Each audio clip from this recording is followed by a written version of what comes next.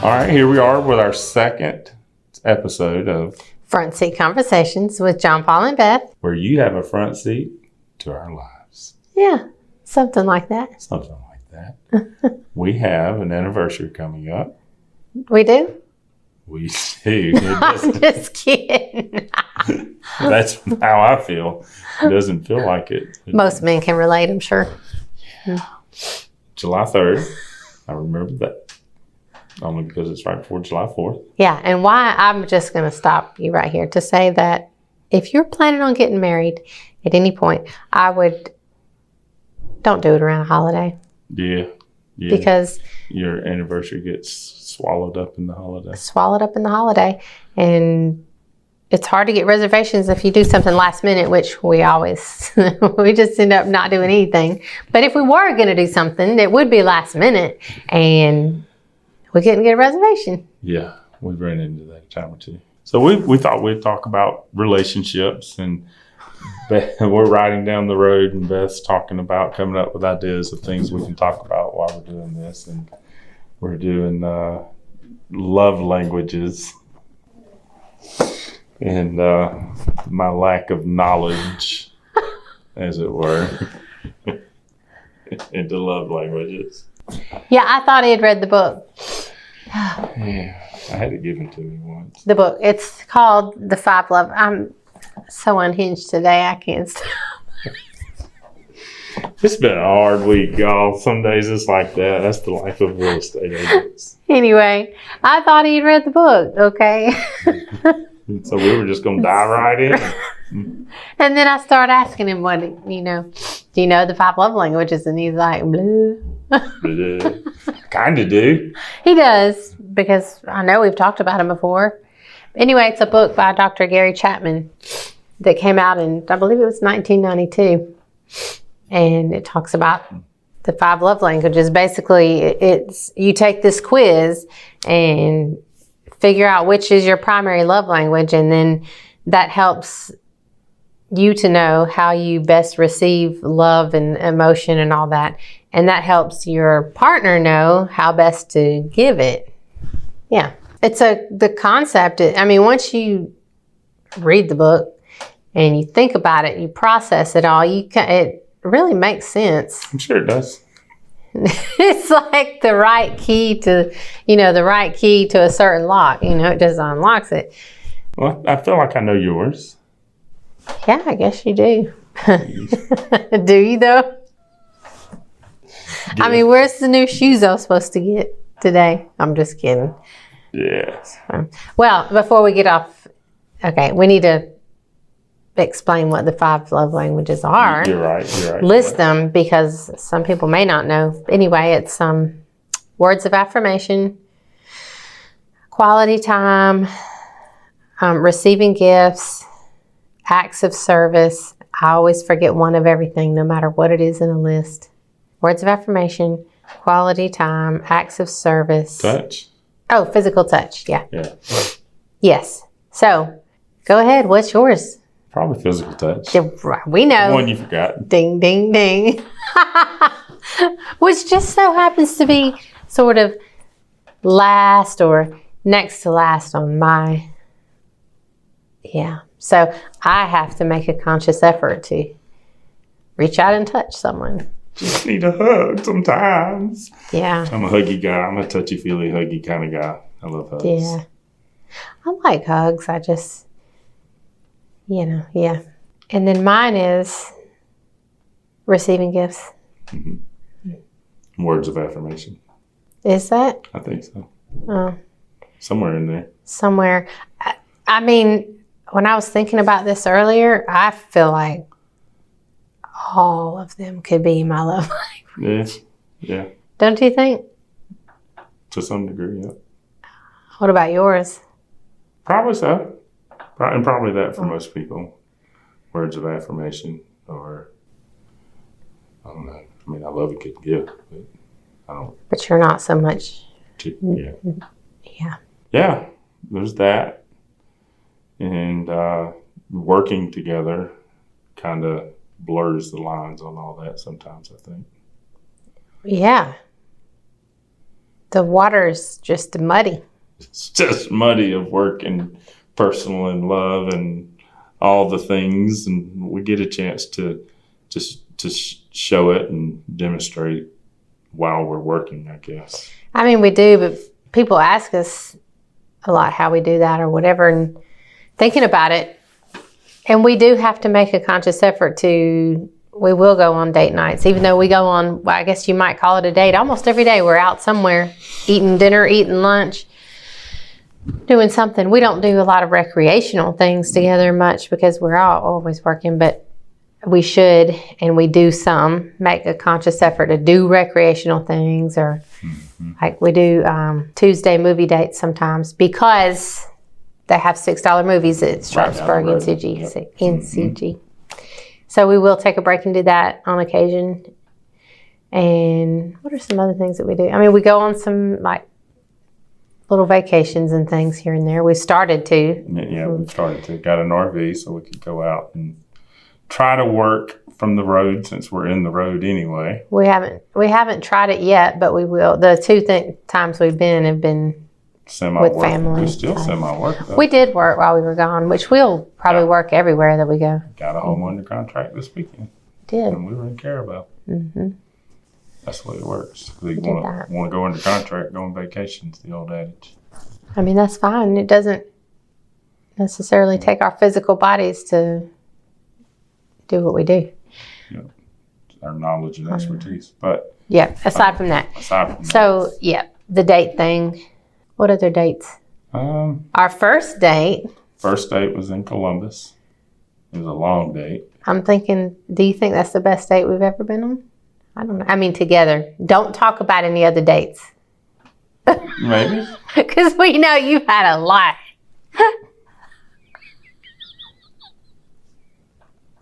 Let's just talk about our dates. Yeah, it was a great date. It was a long date. We did a lot of walking around Columbus and talk. You tried to get me to like chai tea? Tried to get you to like chai tea. Still don't drink chai tea. I love it. Mm-hmm. Yeah, good stuff. And we just recently did that with the church. We did changing gears a little bit. We did that marriage. What do you call that? You put it together, you and Don. It was kind of like a book study, couple's book study on a marriage book. Mm-hmm. It was 2 books, one for the husband, one for the wife. And in the study, the husband reads his book, the wife reads her book, and then in the book study, we talked about it. Mm-hmm. It was good. I think we all got a lot out of that. Mm-hmm. It's very good stuff. Things that married couples need to talk about and hear, and the things. And then practicing it.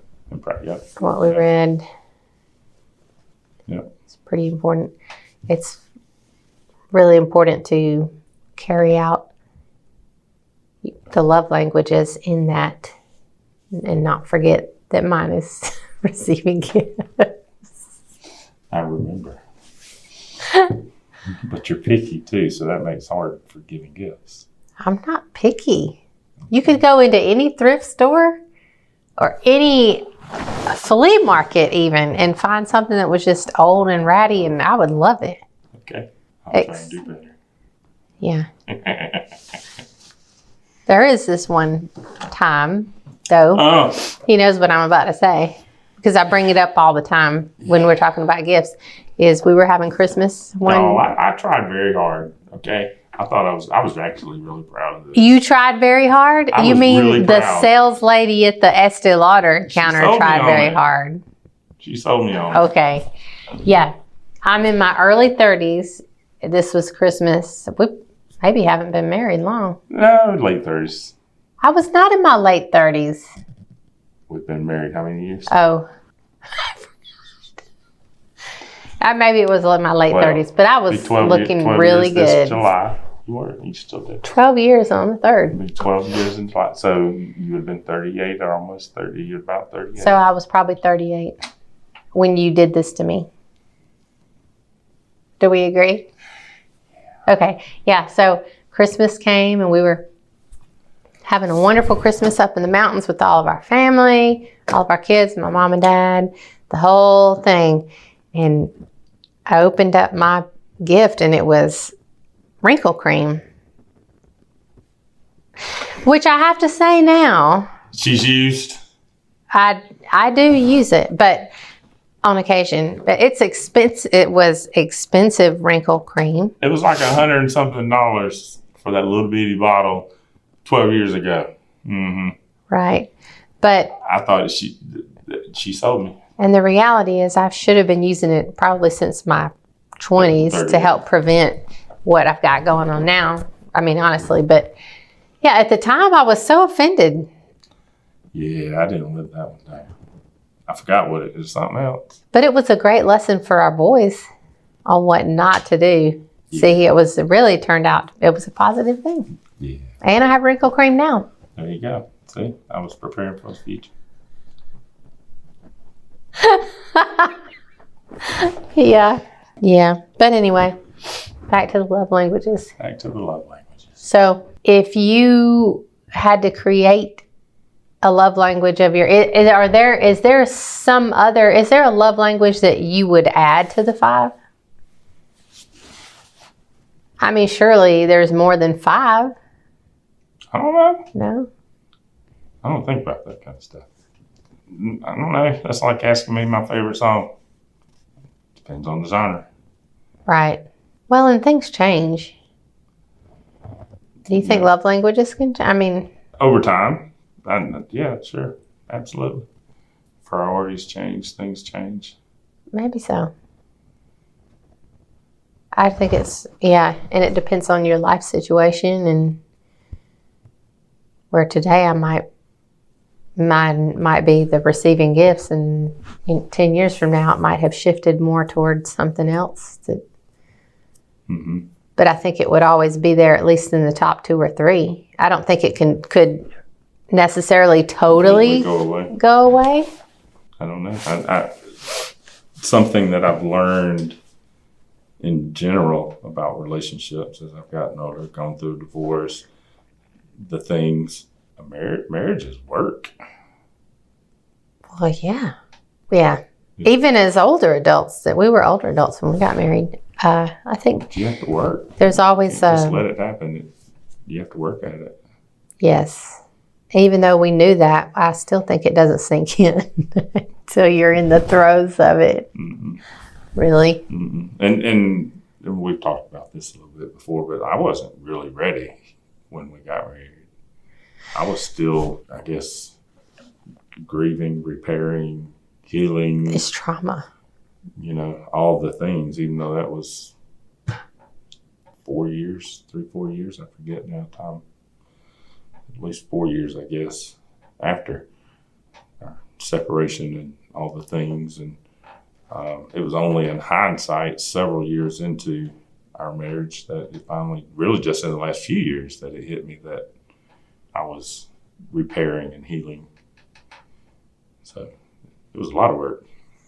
So really what you're saying is people have to be ready to, their minds and their emotions, their everything has to be ready to receive what another person has to give. No matter what your love language is, they have to. Mm-hmm. There are certain things that need to get out of the way and be dealt with and properly put in their place before any of the rest of that can really take place. Yeah, because if you can't take the blinders off or the whatevers, you got to be able to see all that's there and be open. Yeah, for sure. And then you got the boys and the kids and the blended family thing, and that's a whole nother aspect of marriage that is not traditional or natural.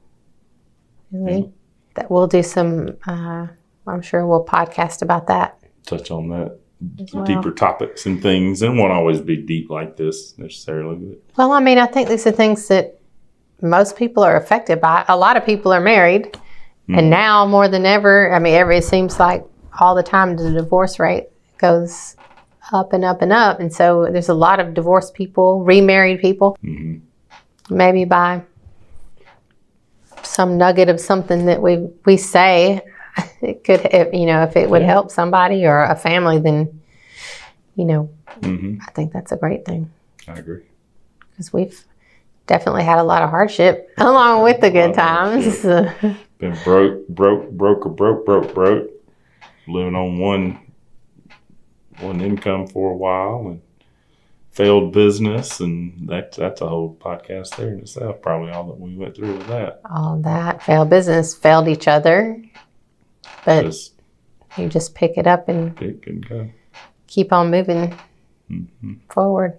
Yeah. Well, but I guess wrap this up, kind of bring it all back around. I guess that there's if somebody out there is not sure about things or whatnot, there's always hope. Like here we are 12 years later, and I know there's people out there. I saw someone who I went to high school with. Their 26th anniversary, I think, is today or this weekend or sometime soon. I was actually at their wedding, and then at 2 weddings that day is the weird things that I remember.